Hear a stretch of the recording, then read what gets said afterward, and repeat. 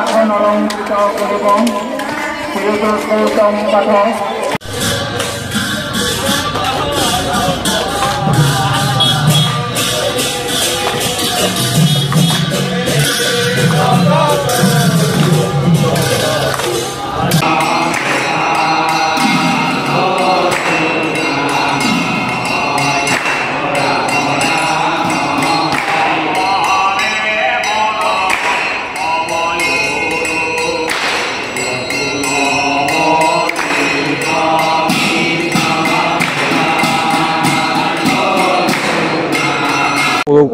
শ্ৰী শ্ৰী মাধৱ গুৰুজনা স্থাপিত এইখন দ্বিতীয় বৈকুণ্ঠপুৰী বৰপেটা সত্ৰ হয়।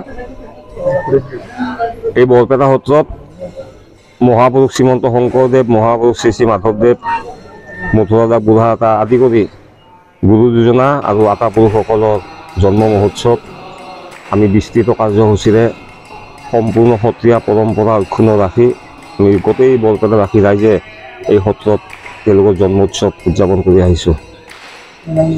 মহাপুৰুষ শ্ৰী শ্ৰী মাধৱ গুৰুজনাৰ 535 সংখ্যক আৱিৰ্ভাৱ মহোৎসৱ এইবেলি আজিৰ পৰা 10 জেঠ আৰু 11 জেঠ দুইদিনীয়া বিস্তৃত কাৰ্যসূচীৰে আমি জন্ম মহোৎসৱ উদযাপন কৰাৰ কাৰণে আয়োজন কৰিছোঁ। আজি আৰম্ভ হৈছে। আজি ইতিমধ্যে নৃত্য নৈমিত্তিক আমাৰ সেৱাৰ কাৰ্যবিলাক সমাপ্ত হৈছে আৰু কিছু সময় পিছত এখন গোটেই বৰপেটা টাউনখনত ভাগৱত ভ্ৰমণ হ'ব।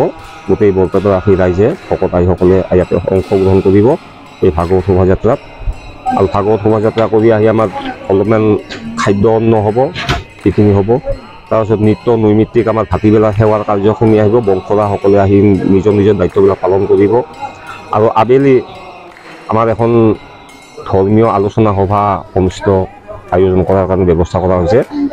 বিশাল কাৰ্যসূচীৰে সেই আলোচনাখন আৰম্ভ হ'ব। গতিকে আমাৰ আজিৰ কাৰ্যসূচী এইখিনিয়ে। সভাখনে মেইন হ'ব আৰু শোভাযাত্ৰাখন মেইন হ'ব। গতিকে আমি গোটেই বৰপেটাবাসী ৰাইজৰ লগতে সমস্ত বাপ বান্ধৱসকলক আমি আমন্ত্ৰণ জনাইছোঁ এই কাৰ্যসূচীত তেওঁলোকে আমাক অংশগ্ৰহণ কৰক। আৰু অহাকালিৰ কাৰ্যসূচী হ'ব, সেইসমূহৰ ভিতৰত আছে নৃত্য নৈমিত্তিক প্ৰসংগবিলাক চলিবই। আৰু বিশেষভাৱে আমাৰ গোটেই বৰপেটাবাসী ৰাইজৰ যিটো আইসকল আছে বৰপেটা সত্ৰত অংশগ্ৰহণ কৰিছে, এই সমস্ত আইসকলৰ দ্বাৰা টুপৰ চোতালত এখন আইসকলৰ নাম হ'ব।